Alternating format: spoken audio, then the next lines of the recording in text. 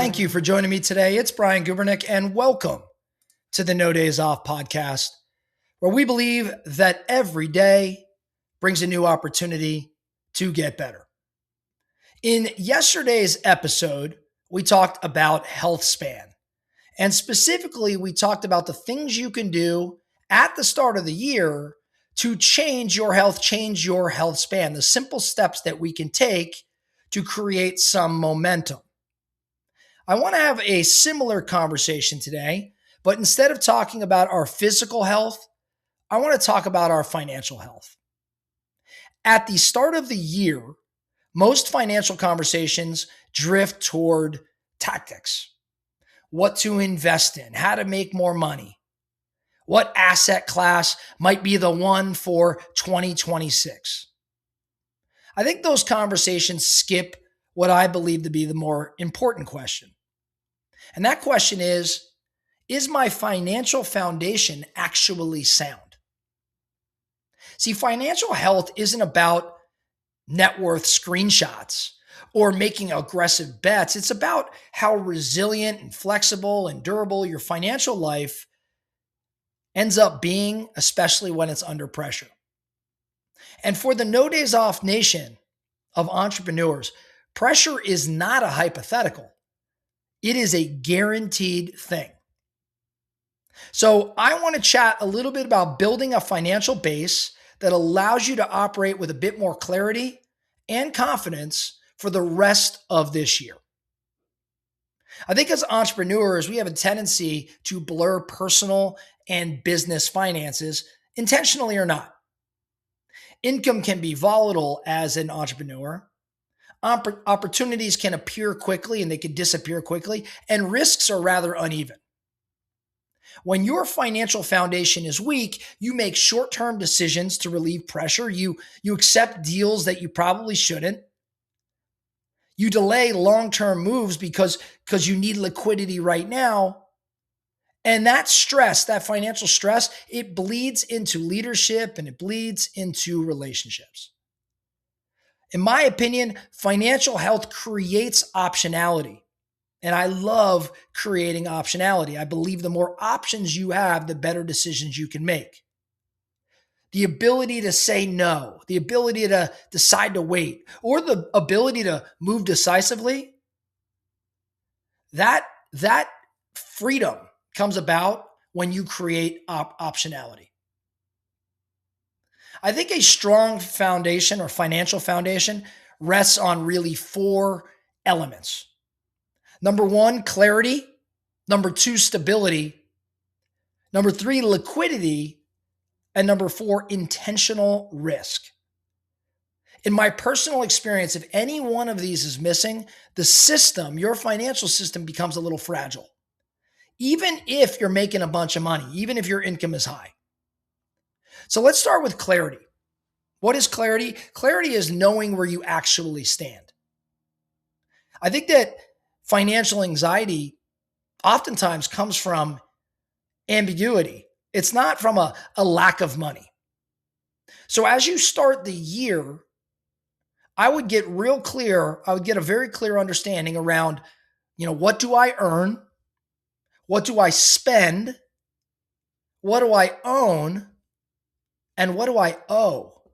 What do I earn? What do I spend? What do I own? And what do I owe? This doesn't require some complex spreadsheet. I'm a big fan of tracking net worth. And when you track net worth, right, it gives you a picture as to where you stand. That requires some honesty.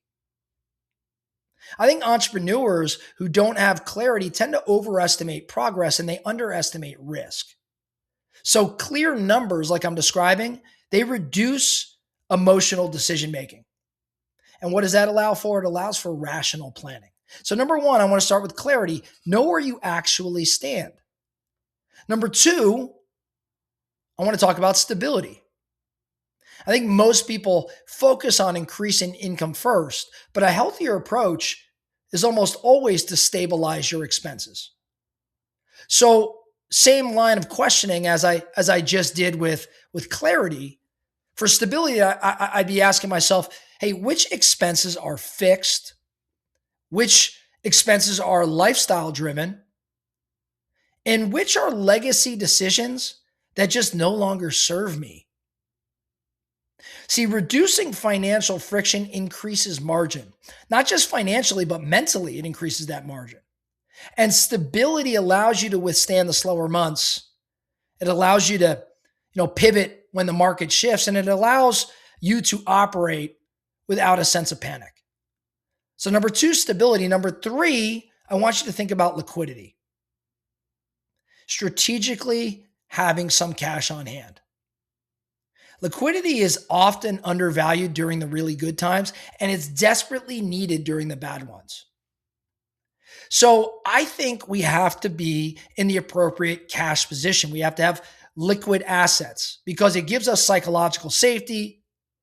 It gives us the ability to act quickly. And a financially healthy entrepreneur treats cash reserves as strategic capital, not as unproductive money. Liquidity buys time, and time improves decisions. So when I think in terms of liquidity, I'm asking myself, how many months cash reserves do I have available to me? Not some tied up investment, but capital that I could access quickly. How many months do I have? And I think a 4 to 6 month reserve will give you a degree of a peace of mind. And then number four I mentioned was intentional risk. What do I mean when I say intentional risk? I mean taking risk on purpose, not by accident. Risk is absolutely unavoidable in entrepreneurship, but it should be chosen. It shouldn't be just inherited. I think the most financially healthy people know where they are taking risk. They limit exposure in areas that don't matter, and they concentrate risk where upside is really present. As Morgan Housel, who wrote The Psychology of Money, says or emphasizes, the goal is not maximizing returns. It's staying in the game long enough for compounding to work. So remember, number one, clarity. Where do you stand? Number two, stability. How do I lower my burn rate? Number three is liquidity, cash on hand. And number four is about intentional risk, taking risk on purpose. Now, what are your action items as you leave today's podcast? I want you first to make sure, number one, you create a personal balance sheet if you haven't already done so. Something that lists out your assets, lists out your liabilities, gives you an idea as to your net worth. Number one, make sure you've got that balance sheet. And if you have one, make sure it's updated. Number two, identify your true monthly burn rate. How much money are you really, really spending? Let's get clear on that. Number three, take a look at your liquidity. I mentioned 4 to 6 months. Where do you sit right now? Maybe for this first portion of the year, you've got to stockpile a few more dollars, which means increasing income, surely, but cutting expenses and placing those dollars somewhere where you have access and it's liquid. And then number four, decide where you will intentionally take risk this year. Also decide where you will not take risk this year. Financial health is never going to be about perfection or aggressive growth. It's about building a base. And this is a base that supports better decisions and lower stress, and ultimately the end game being greater freedom. For the No Days Off Nation, a strong financial foundation is not conservative. In my opinion, it's enabling. That's all I have for you today in the No Days Off podcast. Thank you so much for listening. And remember, every single day brings a new opportunity to get better. So let's get after it.